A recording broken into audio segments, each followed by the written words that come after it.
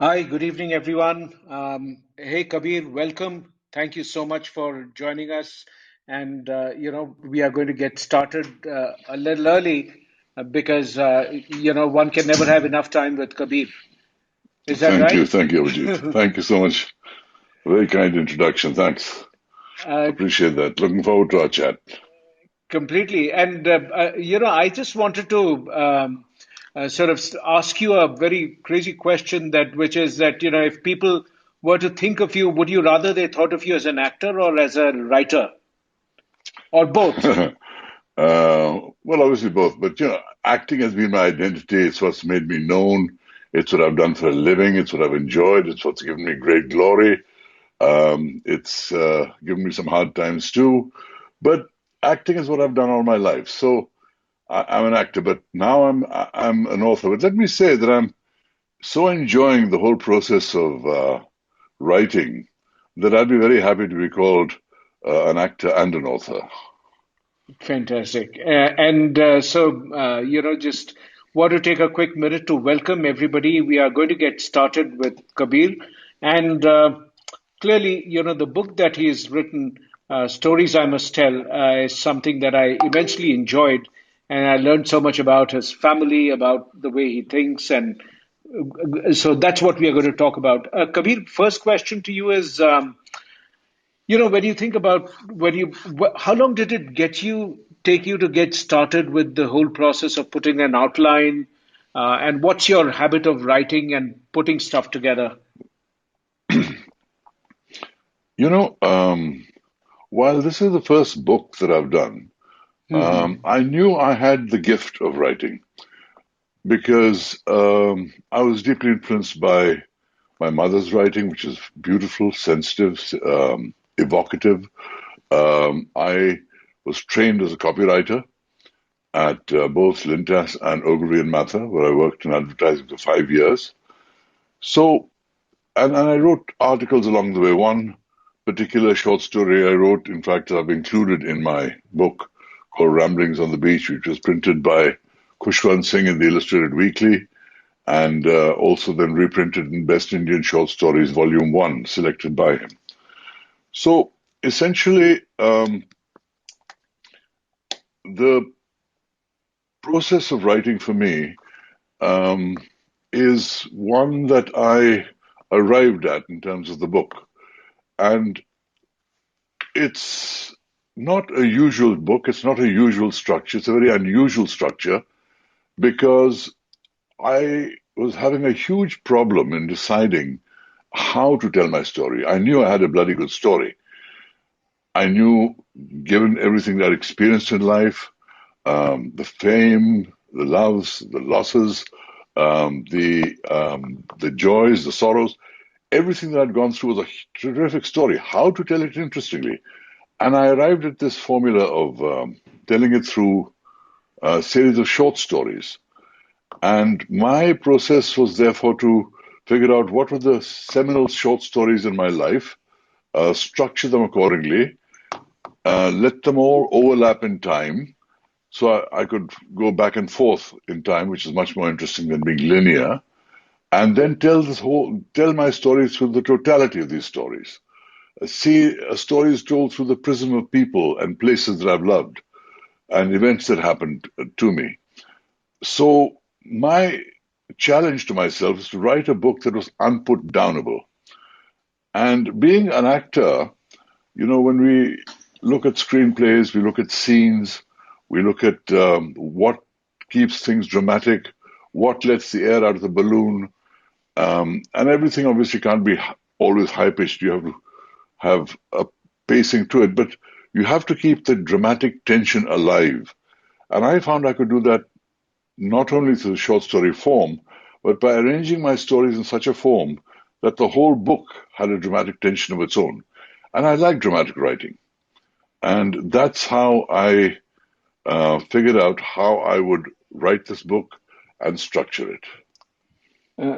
Thank you so much. I just want to take a minute and invite Babette, Mansi, Bookaholics.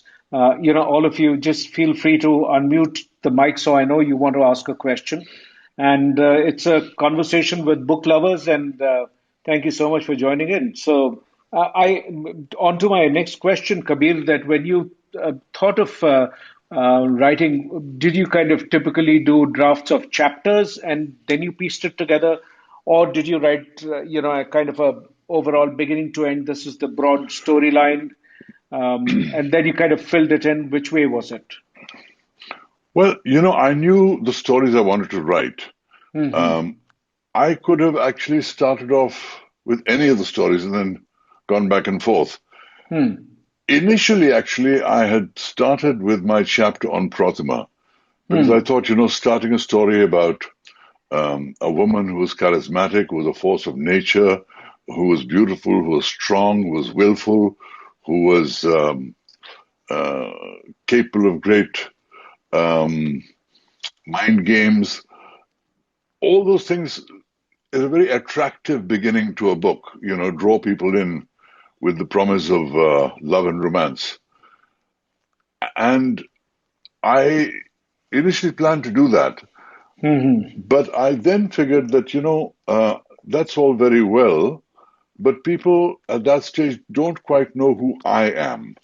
Hmm. So the chapter on the Beatles, which is my interview with the Beatles and how I was working in Delhi and living in St. Stephen's College in the hostel and then in paying guest digs of my own, and then the traumatic events that led up, the dramatic events that led up to the interview with the Beatles, followed by the traumatic events that followed my interview with the Beatles, and the way All India Radio so treated that interview so badly that they, in fact, taped over the interview because they didn't have money for other more tapes. And I thought, they taped over the interview with the Beatles. This is at broadcasting gold. I could have sold it to any broadcaster in the world. They could have played it for the ages, I and they know. think of saying money on tapes. And it just, that whole thing made me leave Delhi and come to Bombay and seek a whole new destiny. So that chapter gave you a sense of who I was. Therefore, I said, this chapter is strong enough in itself and gives you a sense of who I am before you come to the emotional meat of the matter, Prathama, Hmm. Parveen, etc., in my book, and the story of my parents, um, of my beliefs, of my son, Hollywood years, etc. All that followed. But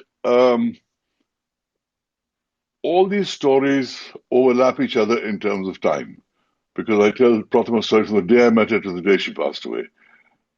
Parveen's story from the day I met her to the day she passed away. So all these stories overlap in time. My parents' story from the day they met in Oxford, joined the Indian freedom struggle, found their calling in religion, each in their own different ways, yet remaining bonded as soulmates. That again uh, was something independent. I could have started with the story of my parents because, in terms of linearity, that's what happened first. But it just didn't feel right to plunge people into a time and era they were unfamiliar with to start Hmm. my book with. So those are value decisions you have to take as to how to structure the book. And those are the decisions that I took, which seem to have worked very well given the kind of reception I've been blessed with. Oh, absolutely. I mean, I think your book has done so well. I have another question, which always I think of when I write. How do you know when to stop? How do you know the book is The big ready? question. That is the big question. Um, artists have this problem when they are painting. Sculptors have this problem when they are sculpting. Hmm. Writers, especially, have this problem when they are writing. Hmm. I had a real dilemma with the last chapter because the last chapter is almost like breezing through the most dramatic events that happened in Hollywood, brought me back to England, back to Italy, back to India, as well as discovering the love of my life, Parveen Dosanjh, my wife. Now, I could have stretched that into another 150 pages, but then I would have had a 450-page book. And Hmm. frankly, I don't like reading 450-page books, and I don't expect people today to have the patience to read 450-page books unless they are avid, dedicated book lovers that will read a book of any length. So I thought to myself, by the time I finished my second last chapter, people have experienced so much, gone through so much. They're emotionally exhausted by this time almost, by how much they've absorbed. If I give them another 150 pages of emotional drama, A, it's Mm. almost too much. And secondly, I think it's time to sum up my story in the most dramatic, elegant, and evocative way I can in the fewest number of words. And that's what I did. Now, some people have said to me, why didn't you make, the same drama about all the romance, your romantic story with your wife, etc., etc.? And I thought to myself, it's true, I could have, but I chose not to um, overwrite the book, overextend the book, make it something that was too big to digest. Um, Today, people's attention span is less. They're more time challenged. You really have to do a lot to hold people. And I felt Mm. that I had Mm. done enough to hold them long enough, and I told enough of my story, and I just needed to tell the rest of my story as evocative as I could, but without getting into another 150 pages. So I figured out when to stop writing, but I know there are many writers that don't make that decision, and the book becomes too long. In fact, sometimes you wish the writer had stopped a little earlier, the story would have been a little better. In Mm. my Mm. case, people are saying, why didn't you write more? And Mm. that, in a sense, is a good thing. People should always say, why did he finish rather than when is he going to finish? Yeah, because the readers sometimes don't give you that luxury. They'll just close the book. Hey, Babette, over to you. Hi, thank you. I can relate to that, not being able to stop. Sometimes the story begins to tell itself. Okay, my real question, Kabir, is how difficult was it to choose what story would not make it into the book? Uh, that again has a thing because there are a number of other stories in the book, especially in my years in America, which didn't make it into the book. Again, for the same reasons. They were not central to the story I was telling. And one of the disciplines that a writer needs to have is to, um, at least I feel the writer needs to have, is to not get into too much extraneous detail and stick to the spine of the story that you're writing and write it as cleanly and evocatively as you can. That's the way that holds interest. The moment you go into every um, scenic lane along the road, it becomes a different kind of book. And that was not what I was writing. I wasn't competing with Salman Rushdie in terms of the excellence of the English language. I wasn't competing with uh, many writers, great writers in history, of literature, that have given you immaculately detailed descriptions of all kinds of minute things. I wanted to stick to the main story, and that was my whole imperative. So, yes, there were stories that didn't make the cut. Maybe I'll write another book on them. And maybe there's enough there for yet another book. But to stay true to the story I was telling, I had to exclude many sub stories. Okay. And lovely talking to you, Babette. Yeah, I know same, same I here. speak to Babette on social media, but this is the first time we're actually talking, so lovely talking to you. That's too lovely as well.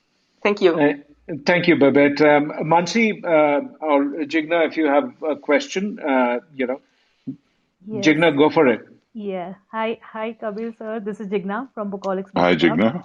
Yes, and it's really good opportunity to talk to you today. I did reach out to you, but my question to you, and I think most of the other authors, what's the best part about writing this book? The best part of writing this book is, firstly, telling my story, because if I never told my story, it would never be known. Secondly, it allowed me to do something I really love, which is writing, which I never gave enough time to in my life because of various pressures and being on different continents and traveling to all kinds of places. So there is a difference between being a writer and being able to write. And I was able to write. Always I knew that. But to be a writer is to sit down and actually do the writing.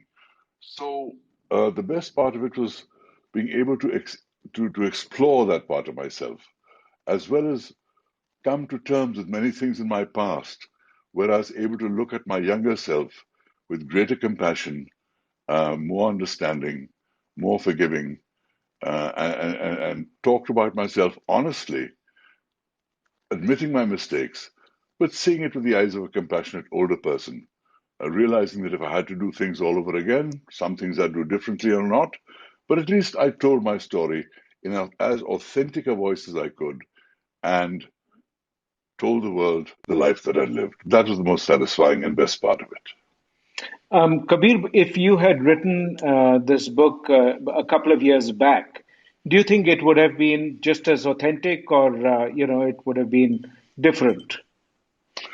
Well, if I'd written it,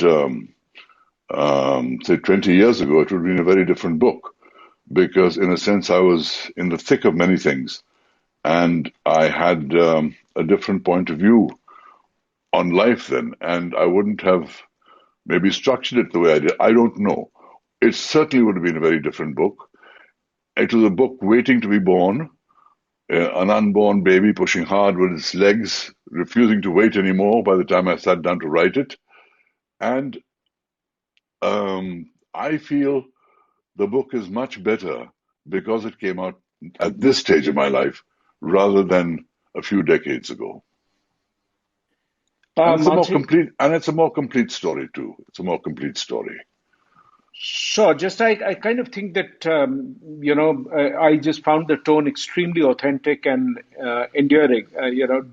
So that's the consistency that you maintain. I mean, is that something that happens because you have a great editor, or is it because you just got trained in copywriting? Which of the two work better for you? I have some I have some great editors, but seriously, and without taking anything away uh, from them, I think they gave me enormous respect and allowed me to keep 99.9% of what I wrote. And it wasn't just training in copywriting; it was understanding um, the kind of books that I had admired, the kind of cleanness of writing of a Graham Greene, um, the elegance of writing of a Dominic Dunn or a Milan Kundera.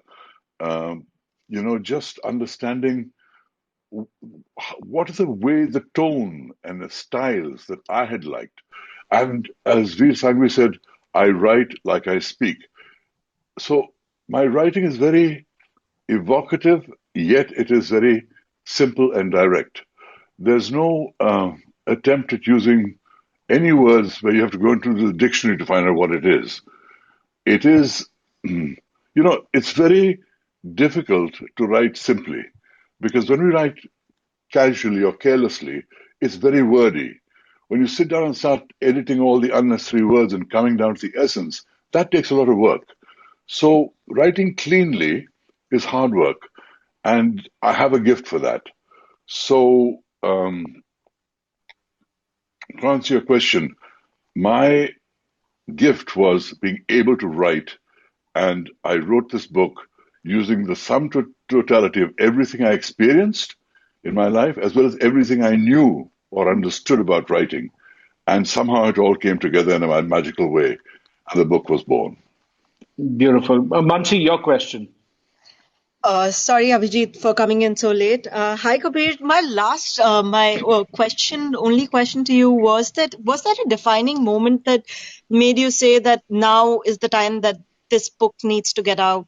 Was there any experience which led to saying that I have to get this book out? Mansi, that thought was always with me for the last decade in a very pressing way. And I came to the point where it was now or never. Either I was going to tell it or I was not going to tell it.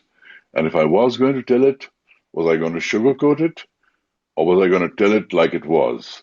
And I decided to tell it like it was, and allowed myself to be vulnerable. I allowed myself to be seen with my strengths and weaknesses. I talked about my great triumphs, but equally I talked about mistakes that you do well to avoid. And it just is something that I decided to do in a way that came organically from me. And I think the beginning of the pandemic gave me time to think about the structure, and it just came out, it just flowed like a river once I understood how I was going to tell the story. That was the moment of my epiphany, when I knew how I'd do it, and the moment where the whole journey just came out like a gushing waterfall. Thanks. Kabir, how would you describe Mentza to people? Mentza is a forum where uh, people have the ability to have conversations with intelligent people on topics of their interest in short 20-minute formats, which is fabulous because people don't want to spend hours in discussions all the time. Sometimes it's just best to get to the essence and the meat of the matter to get the most out of it in the shortest possible time.